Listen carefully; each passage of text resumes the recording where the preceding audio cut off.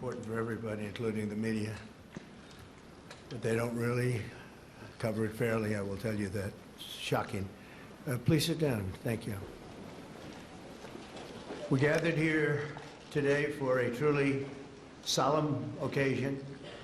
Throughout this hall, I am joined by heartbroken Americans who have lost parents, siblings, children, grandchildren, and treasured loved ones to the scourge of illegal immigration led in by the past administration. Millions and millions of people from jails, millions and millions of people from countries that we don't want to know about. Drug dealers, murderers, 11,888 murderers were allowed into our country by the Biden administration. These are the angel families that we love, that for decades our government betrayed and our media totally ignored, and I've seen it. When I first got involved with the angel families, I had a meeting, it was so sad.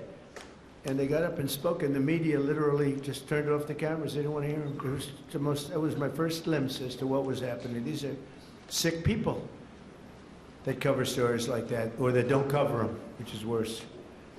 Everyone in this room not only suffered an infinite loss, they were the victims of politicians who put the comfort of foreign criminals before the safety of American citizens and American patriots. Their stories were censored and suppressed like maybe almost never before, so that the politicians could open our borders and allow our nation to be invaded. We didn't win the election, our nation would right now be destroyed.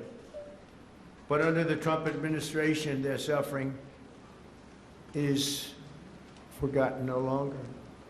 In just a few moments, I officially sign a proclamation that I've been waiting to sign for a long time, including my first administration. There were so many different legal roadblocks, it was incredible. We got it done, and I'm doing it today. February 22nd is going to be National Angel Family Day. Very important. So many incredible family members and friends, parents and children. On February 22nd, 2 years ago, a brilliant 22-year-old nursing student named Laken Hope Riley went out for a run on a college campus in Georgia. Laken was viciously attacked, brutally beaten and murdered by an illegal alien gang member who the last administration heartlessly released into our country. No problems. Let them in.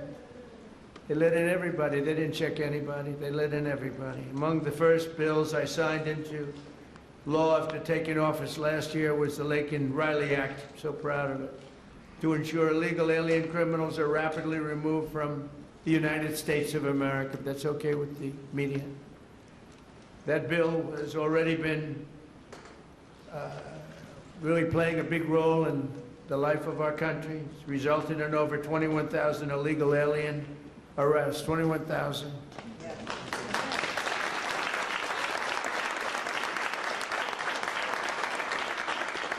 We're joined this morning by Laken's parents, who I have gotten to know. These are incredible people. And I want to ask Laken's mother, Allison, to please come forward and say a few words, please.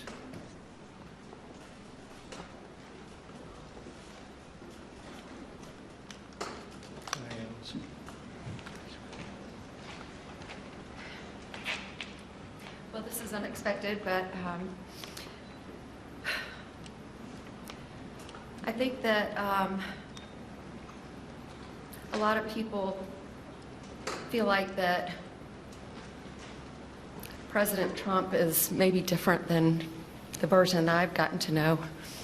And I just can't thank you enough. You have said from the beginning, literally the day after this happened, that you would not forget about Laken. You weren't president at that time, and you have not forgotten. You have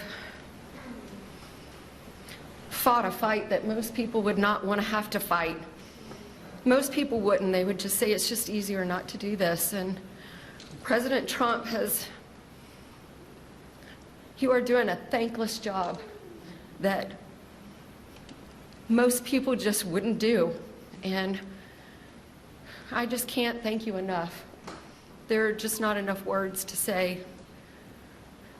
Because if you lived the nightmare that we have lived, you understand the importance of the job that he's doing and securing our nation and fighting for our families. Because this could be any family. This happened to my family. This could be any one of your families. And Laken was the most responsible, hardworking, kind, selfless, beautiful Christian.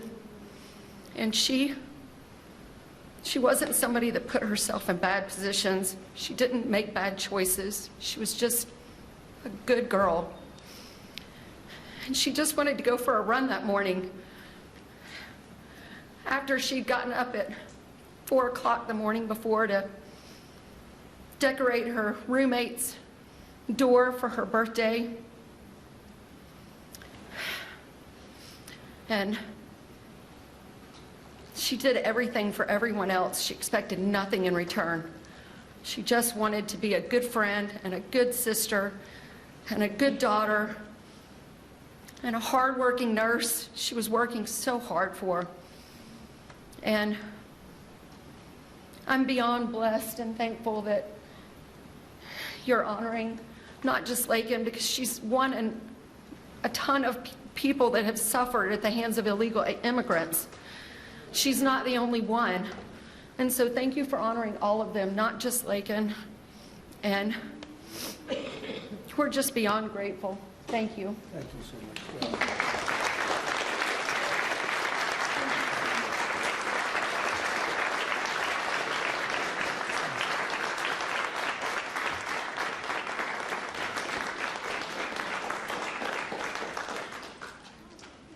Thank you very much. Amazing, Allison. You have to go through this. Doesn't get that much easier, does it? Right? Even with time. It's been a while now, and it doesn't get that much easier. But I want to thank you for your incredible courage. We're all courageous in a sense. Everybody in this room is courageous. And we're willing to tell the story. And that I don't know why the news doesn't want to hear it. The Democrats don't want to hear it. The radical left, they don't want to hear it. What's not to hear? We want to stop murderers and criminals from coming into our country. I watched the mayor of Minneapolis. I watched these people saying, we want to protect murderers. I don't get it. Something's sick. They're sick. Can't have a country like that. So we appreciate the bravery of everybody in this room, actually. And Christy, I want to thank you, and I want to thank Tom in particular for, we have a border that's 100% closed now. 100%.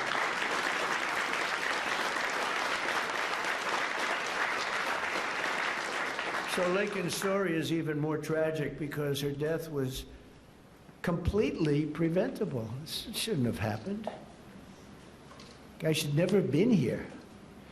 Not only should her killer not have been released into our country in the first place, but he was released a second time after being arrested in New York City. Here today is a great gentleman, the police officer who arrested that illegal alien, only to watch him be set free to kill. I mean, he was arrested and they let him go free. They knew he was trouble, big trouble. Many of them are like that. They release him knowing he's going to kill again, but they released him and set him free to kill Laken. So I'd like to have Ethan Carreri come up, please. He's a great, highly respected police officer, and you could explain what happened here. Come on up. Thank you, Ethan.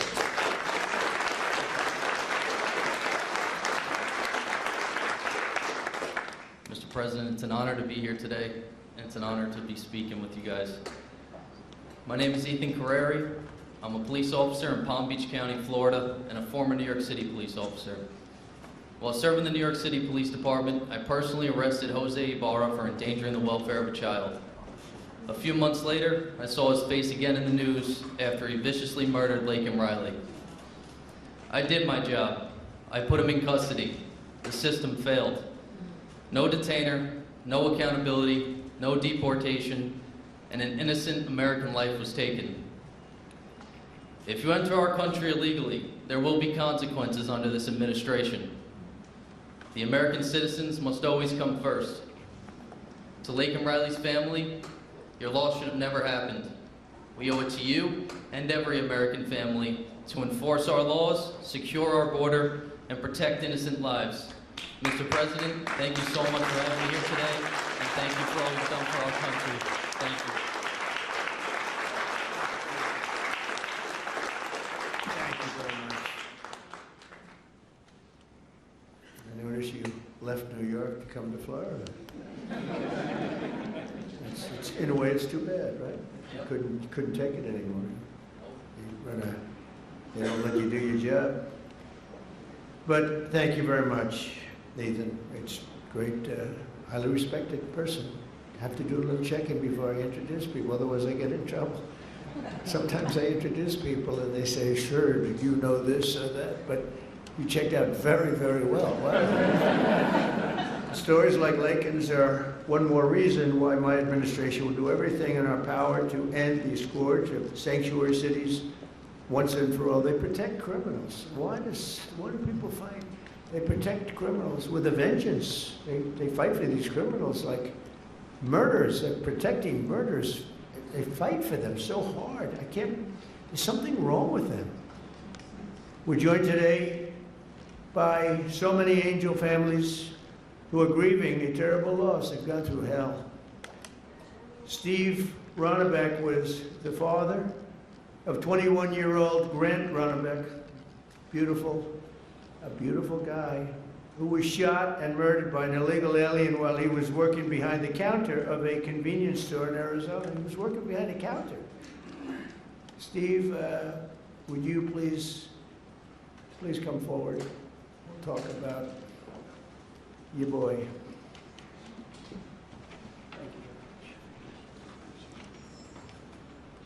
You know, I spent some time with President Trump in his first election. President Trump talked about Grant even before he was elected in 2016. And finally, we had hope.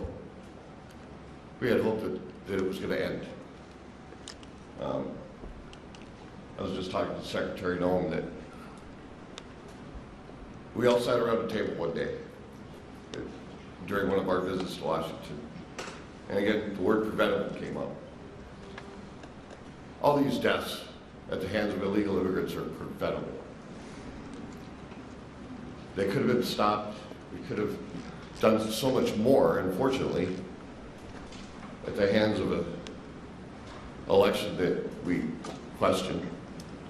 Somebody took their foot off the brakes, put their foot on the accelerator to let these people into our country. And it wasn't just regular people, it was criminals, it was murderers, killers, rapists. And now today, we are finally going to see that somebody's going to remember all of our loved ones. They're going to remember the names, and they're going to remember what we've all been through. Thank you, Mr. President.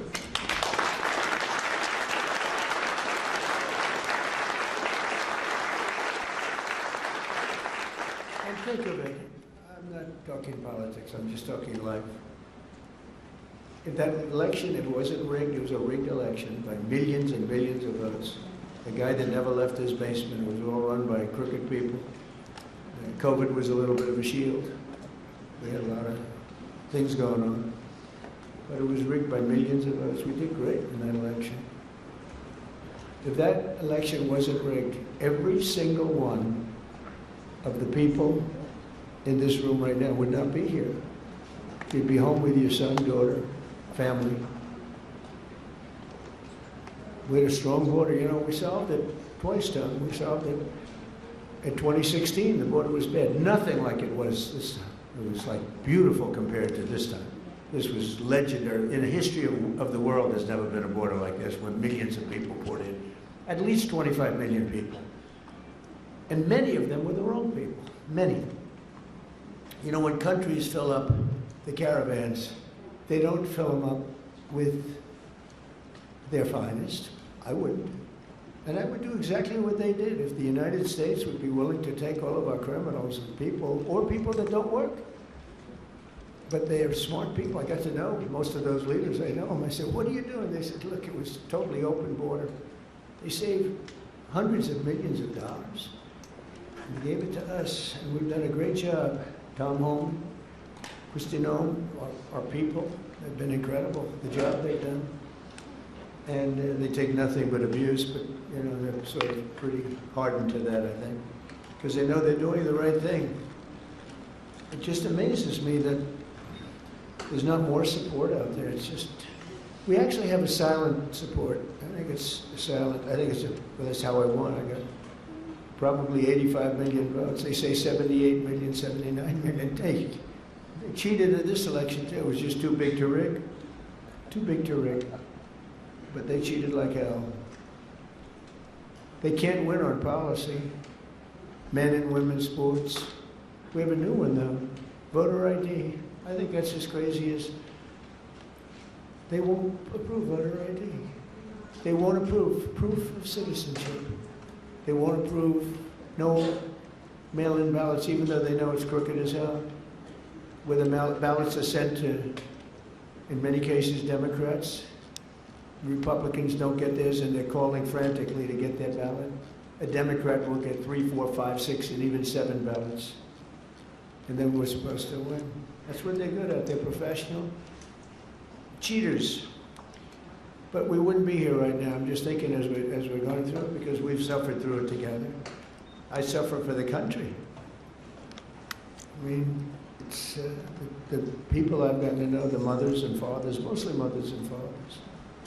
Husbands in some cases, wives in some cases, but mostly mothers and fathers, what they have to go through. Also with us is Marie Vega, the mother of Javier Vega Jr., a retired U.S. Marine and Border Patrol agent, so respected, who was murdered in front of his family by 2 illegal aliens, bad ones, really bad ones. People you could look at him and you could say, trouble. Trying to steal his family's trucks. He wanted to take everything the family had, but the trucks in particular. Marie, please come forward. Thank you, Jodie.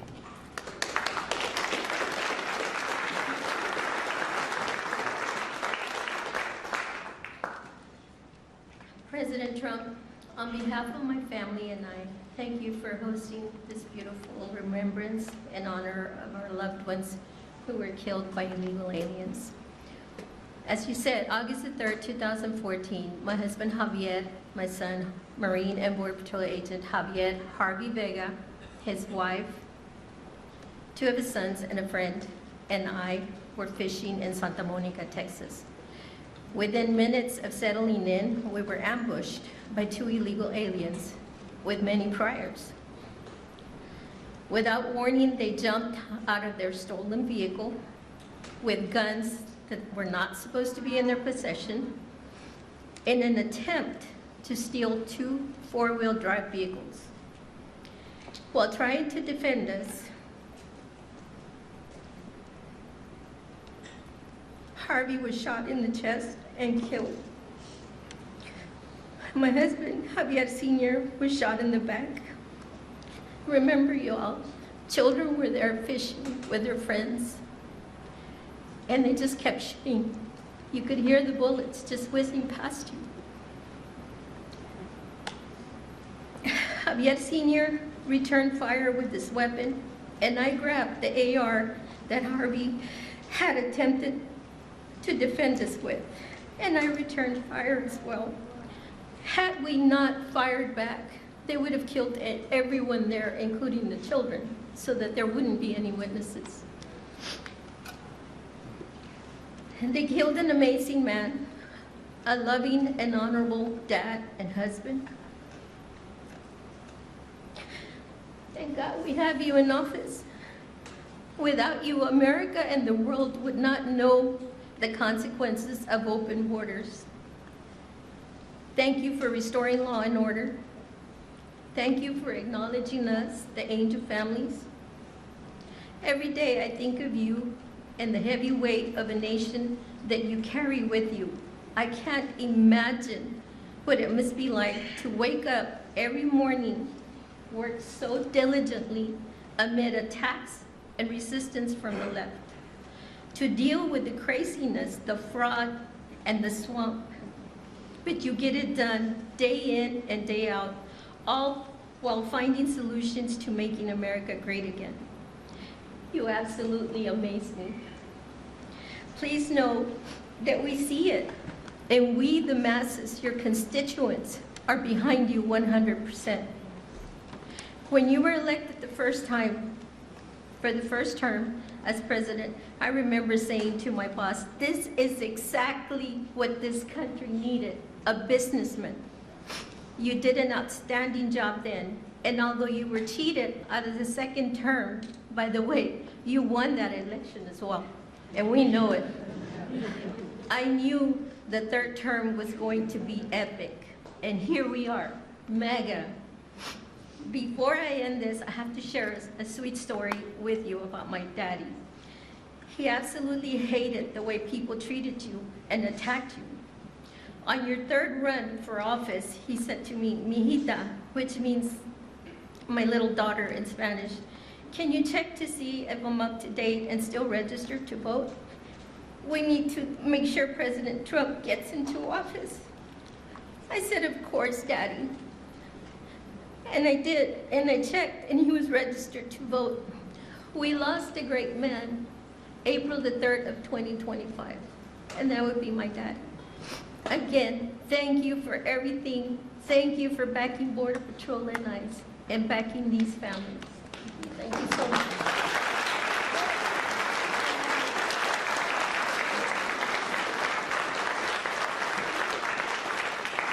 So beautiful. You know, I was thinking as you were saying that running again for a third time after having gone through what we went through the second time, which was so horrible. So much cheating, so much deception and viciousness, and you could see what they were going to do. And I'm here now, and it's a much more powerful term than my second term would be, and much more powerful. And one of the reasons is everybody sees how bad they were. And I had to go through, and I still do, fake stories, fake polls. And I had polls for the election that showed I was going to get swamped, and I won in a landslide. They were fake polls because polls are tough. You know, when you get a fake poll, I get them today. I saw one today that I'm at 40%.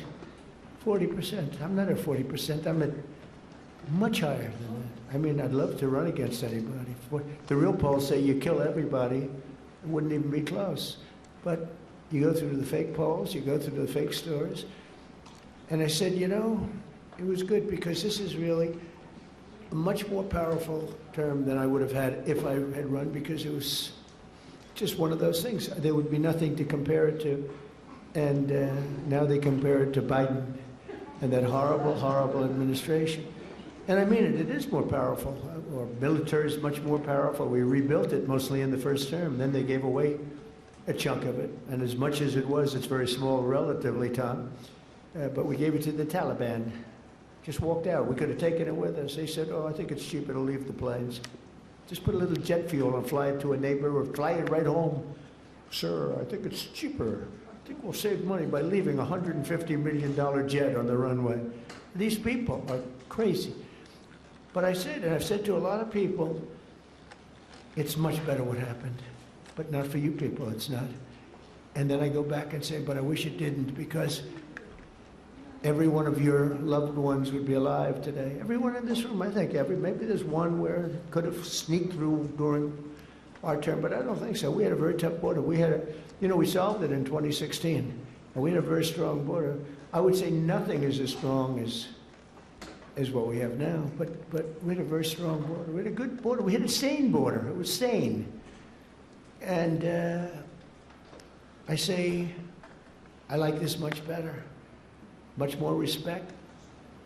You know, you read about all these crazy shooters, but they only go after consequential presidents. They don't go after non-consequential presidents, you know. If you take a look, Abraham Lincoln, some big one. John Kennedy, in a certain way, was very consequential. He represented something very important.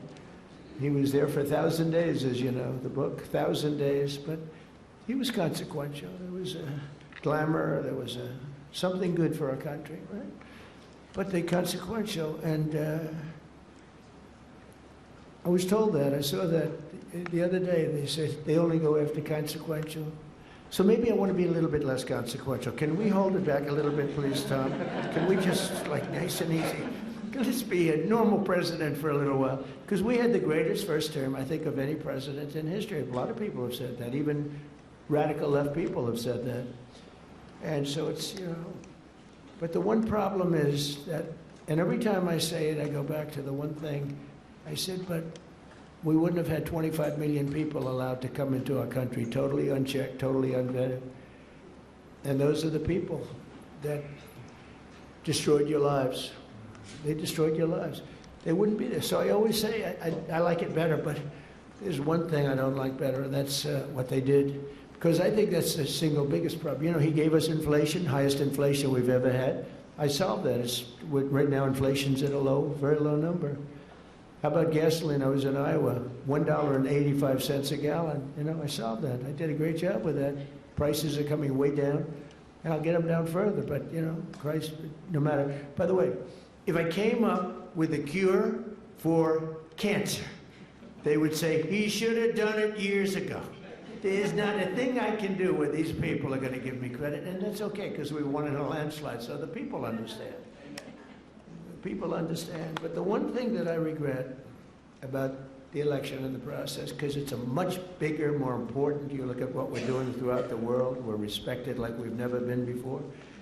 But the one thing that I can't do anything about is that he allowed 25 million people, many of these murderers, drug lords, criminals, people from mental institutions, they emptied their mental institutions, Tom, is that right? All over the world.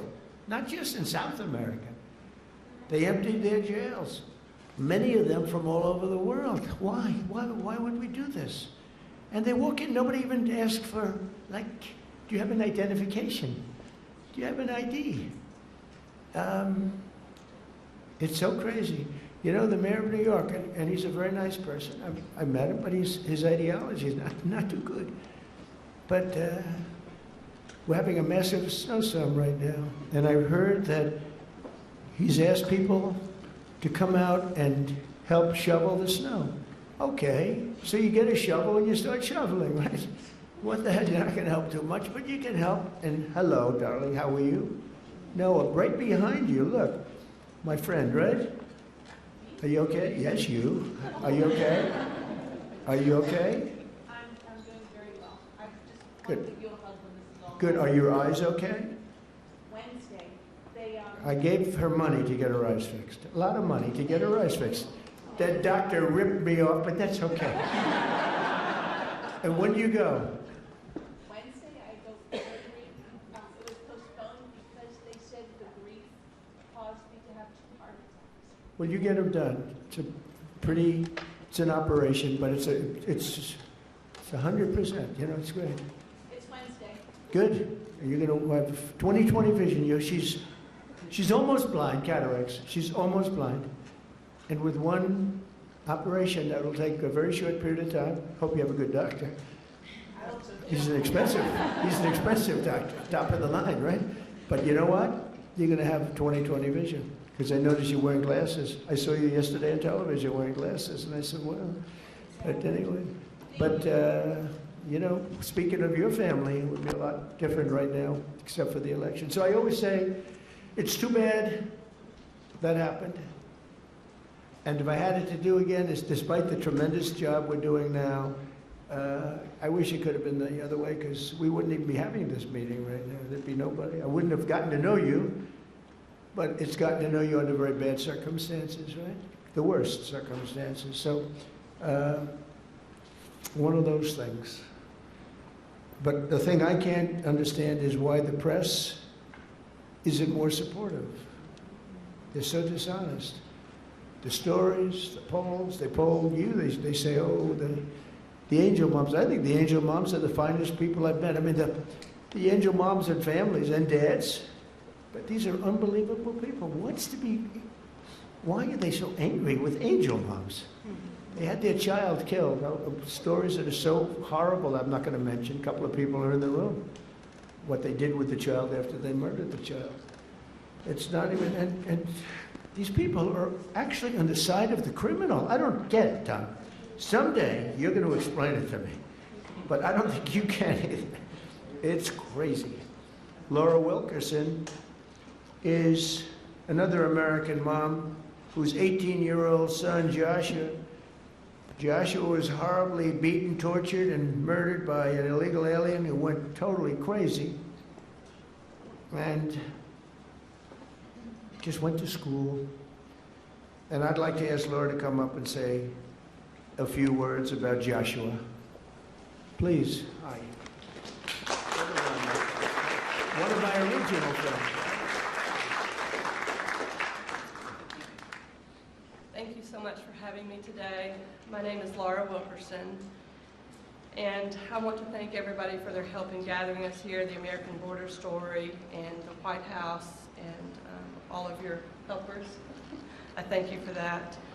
I met a man about 11 years ago who was running for office, and he sat with us a couple of days, and he watched as the tears rolled down my face as I told him the story of how our youngest son Joshua was brutally beaten, tortured, strangled to death, and his body set on fire.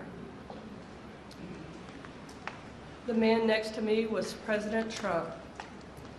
He never ever looked away from my pain. He looked me straight in the eye and he said, "I will never forget the story of your sweet son, and I will never give up fighting for the American family." I looked at him and I believed him. And here we are these years later, and you can tell all of the work he's done. He's never missed a day of fighting for the American family. I don't know if I've ever met a man who is more interested in this country and running his country and getting it back in shape. And I'm so grateful for what he does every single day. I can't even pretend to understand the spiritual battles that swirl around the office of the presidency and the man who owns that office.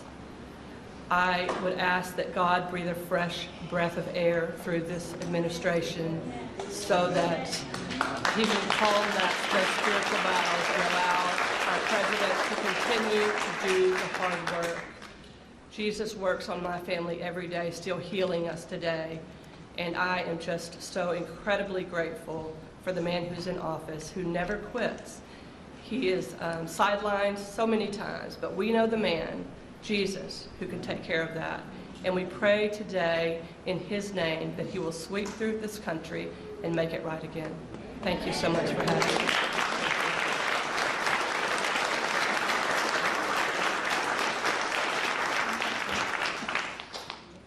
Well, I just want to thank you. That's amazing. The words are so beautiful, so beautiful. I get introduced often, and I'm getting introduced by people. In many cases, they hate me. And they don't give me nice introductions like that. But all we're doing is the right thing. It's sort of simple, right? It's sort of simple, and but not simple for you.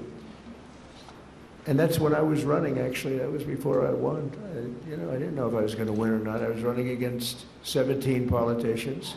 You knew. I know. But no, I never forgot that.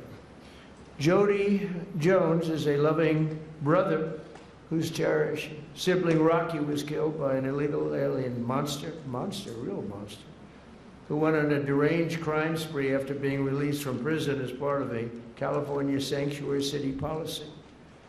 Jodie, please come up. Thank you.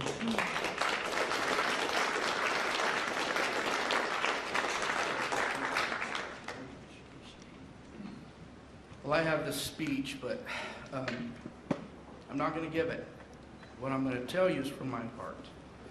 I want to thank my Lord and Savior, Jesus Christ, first of all, before I do anything. I want to thank the American Border Story, and I absolutely want to thank President Donald J. Trump.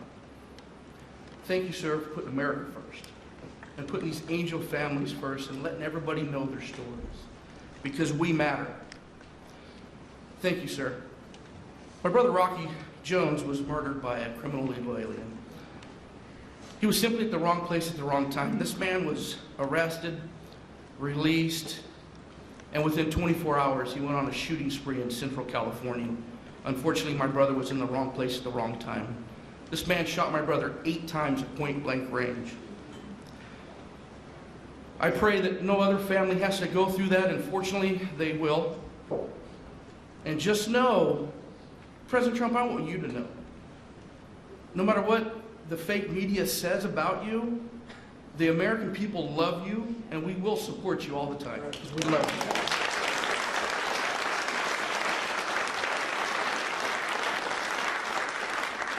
I'm sick and tired of hearing these Democratic politicians stand up on these podiums and say how sorry they are for seeing these criminal illegal aliens being ripped apart from their families. What about us? What about the American family? What about us? We mean something too. And this man right here understands it. I was listening to Grandma Cook, and she said thank you to President Trump. And I love that lady. I don't even know her. I just heard her. I just got the fire inside of me. I'm like, wow, that's an American. I love America. I want you guys to understand this. Americans are not racist. We're not xenophobic because we want a safe America and we want to put Americans first. This man's not racist because he wants to put Americans first. Are you kidding me? I know you guys hear it all the time, but we are not. And I'm going to tell you something. I love America. I love Donald Trump.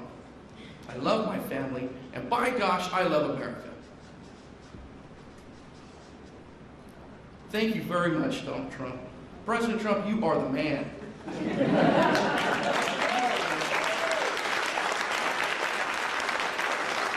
I want to say this. I'm going to end here. I want to say this. I love my country. God bless you. God bless Donald Trump. And God bless America.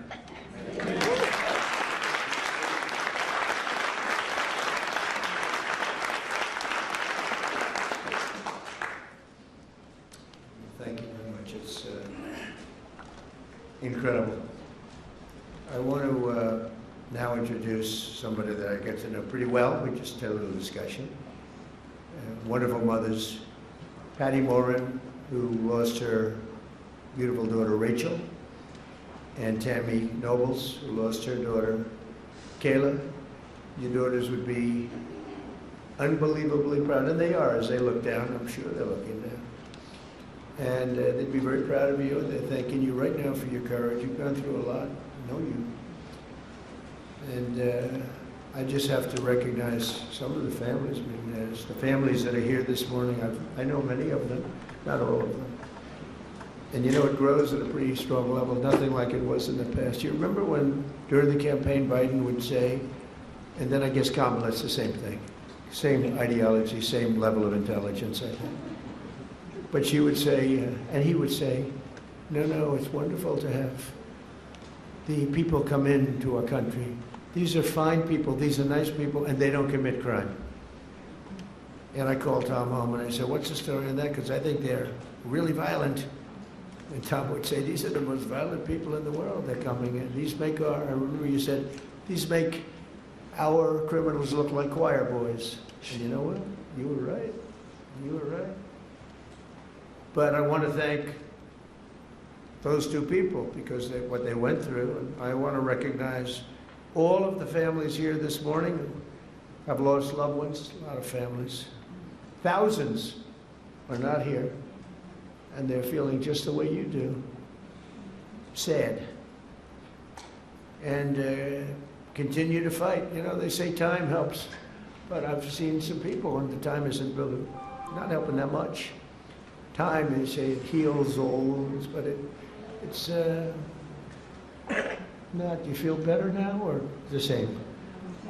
You got to feel a little bit better. You got to let it, but it's not like the phrase, wonderful phrase, time heals, like everything's good. Excuse me? We feel good that you're here now. Yeah, I know. We'll continue to fight though, and we'll stop this horrible situation, and we have stopped a lot of it. A big thing, you know, you saw that murders are down for the most in 125 years. This before my father was born in 1905.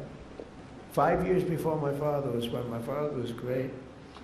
But, so in 1900, 125 years, the murders, the lowest rate. You know why? Because I closed the borders, and we got a lot of people out. It's not just closing, we got a lot of people out. Washington, D.C. is now a safe place. We don't want to close the borders for them. We got a lot of them out, and we got many of the worst ones out. Go for them first. But I want to conclude by reading part of a letter I received earlier this year from two heartbroken grandparents who will never again see their 8-year-old granddaughter after an illegal alien ran her over with his truck purposely. They wrote to me, "We are hurting so badly, and now know that the hurting in our family will never go away. It never, ever will go away. We're not seeking notoriety. We don't care about press coverage, but we do want our girl to be remembered. We want people to actually know how preventable this murder was. And lastly, we want the American government to be accountable to its citizens." True, they should be accountable for what they did.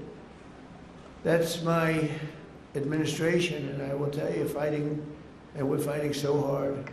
All of them, everybody together is fighting. We're putting American citizens first. We're defending American lives. And we're fighting for every angel family. Angel families are beautiful families. They're beautiful families. That was my first, early on when we first met, that was my first, I didn't know about angel families, you know. I never did this before, right? I was building buildings and things. But I said, I can't believe it. My first meeting, they were so angry at the press, at a mom who lost her daughter so violently. Right? You might have been there. The first meeting, I said, this is strange. What's going on? It was anger from the fake news. But the angel families, I realized very early on, I never changed. I could see how you've changed them. You know, you have to go through this stuff.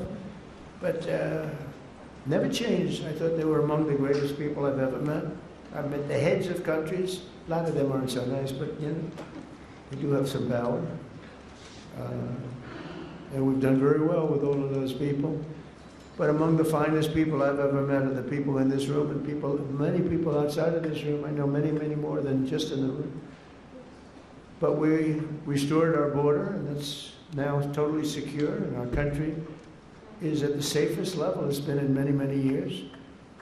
How could anyone possibly say we want open borders? Knowing, especially, let's say you did that because you're foolish or stupid or something. And you did it, but after a couple of weeks, you're going to know that the people coming here, if you're running a country, you want to send your bad people out. That was the way I looked at it. I didn't know anything about it. I ran for office, but I have a lot of sense. And I said, well, open borders no good, because if I'm running the country nearby or far away, I had no idea how far away. They came from the Congo in Africa. They came from all over, not just South America. Congo let vast numbers, hundreds and hundreds, probably thousands of people out of jail. They brought them through Mexico and they dropped them into our country. But you would say that common sense, well, and I said it right from almost the first day. I said, how can you have an open border? All the countries are going to be dropping their prisoners into us. That's exactly what happened. And mental patients and others. So we have a country that's now doing well. We have the greatest economy we've ever had. We have the most activity we've ever had. I'm making a speech tomorrow night, and you'll be hearing me say that. And it's going to be a long speech because we have so much to talk about. But Americans like Lakin and Grant and Javier, Joshua, Rocky, Rachel, Kayla. These are great people, and we're never going to forget them. I'll never forget them. I don't know how long I'll be around. Got a lot of people gunning for me, don't I? But I will not forget them. I'm never going to forget them. And I just think you're among the most brave people. I meet a lot of brave people. I meet warriors. I give out congressional medals of honor. People recommend, like these two in front of me are so wonderful, but they recommend, and I meet the greatest people. But this is a group of people that, for whatever reason, I just feel maybe the warmest about. So at least you have one friend, and we don't understand why you don't have many, and maybe you will. I don't know. So I'm going to go sign the proclamation, and then we're going to sit in the audience. I'm going to sit with you for the reading of the victims' names, and I'll then depart to a song sung by our incredible, talented military, Amazing Grace. Okay? Sound good? Now we can have some of the families come up, some of the people come up. You know who you are. Come on, you can stand around. I don't use an auto pen, so you can watch me actually sign.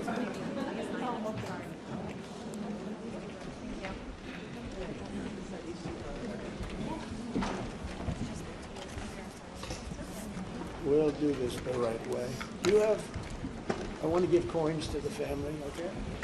Could I I? have one for you, and I couldn't bring anything inside. They, no, Secret Service. Well, you'll get it to me. Hi, nice. My name is Emma. Oh, hi, Emma. Very Carol. Very good, beautiful. Yeah. Okay, you ready, Emma? We're going to sign this, okay? Okay.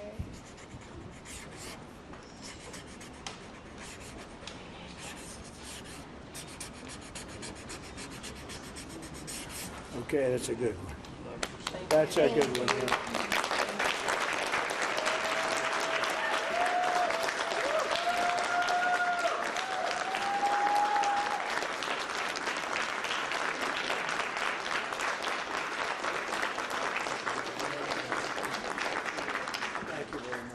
Thank you. Thank you very much. You take care of yourself. You can hold that.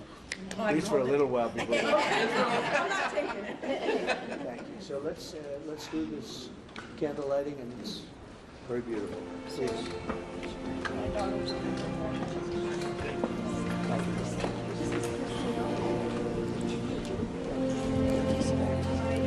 Oh, she's so lovely. I can't tell you what's inside that. It's tight.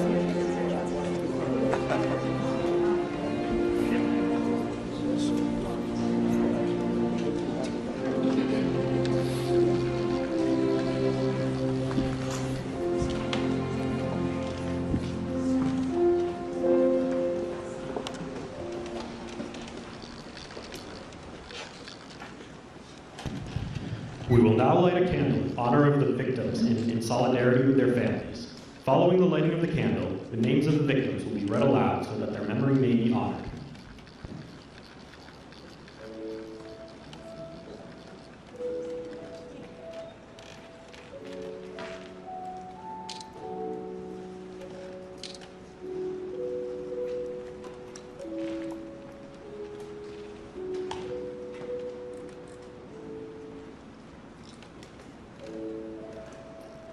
Katie Abraham, Chad Eistrup, Austin Babcock, Megan Elizabeth Ida Boz, Jesse Bird, Liam Cantu, Michael Clayton, Gail Clayton, Sander Cohen, Piers Corcoran, Ronald De Silva, Jackson Davis, Christopher James De Leon, Joseph Di Tommaso, Marshall Dova, Brady English, Shaylee Estes. Lacey Marie Ferguson. Maura Garrity. Tristan Gray. Kayla Hamilton. Aaron Joshua Hampton. Brady Hyling. Susan Hine. Haley Helgeson. Kyler Holbein. Gregory Hamala. Gabriel Kaleshi Isiguzo Jr. Rocky Paul Jones. Shane Jones. Stephanie Kaufman. Haley King. Amy Courtlang. Ryan White. Brian Moss. Robert Mohin. Lisbeth Medina. Brandon Mendoza. Brandon Michael. Dominic Montoya. Jonathan Moody Jr. Ruben Morfin. Rachel Morin. Krisha Odette. Nikolay Osokin. Rocco Pitro. Lakin Riley. Grant Ronbeck. Matthew Russell. Kayla Santiago. Danielle Nikki Shermock. Fred Schlosser. Tiara Stansberry. Kate Steinley. Joseph Story. Timmy Tarnowski. Brian Terry. Anya Varfolomeev. Javier Vega Jr. Joshua Aaron Wilkerson. Carlos Wolf. Joseph Zhang Jr.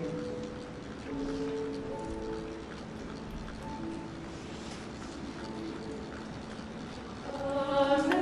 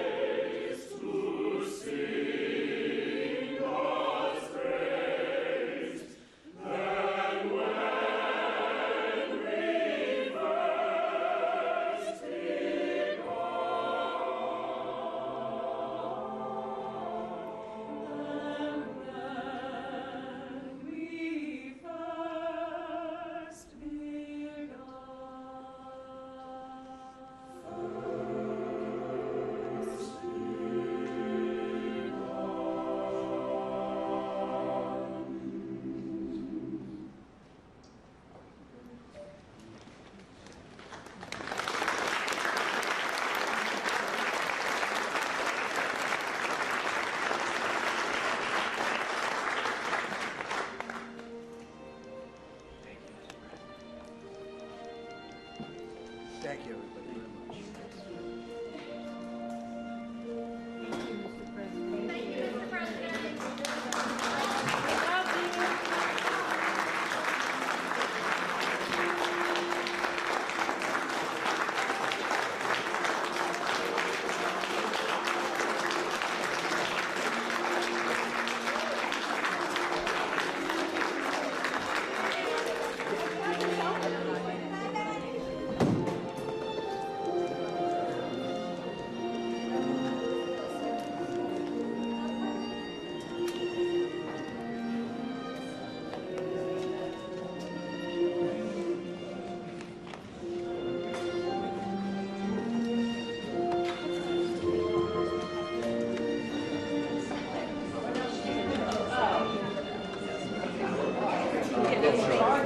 Thank you.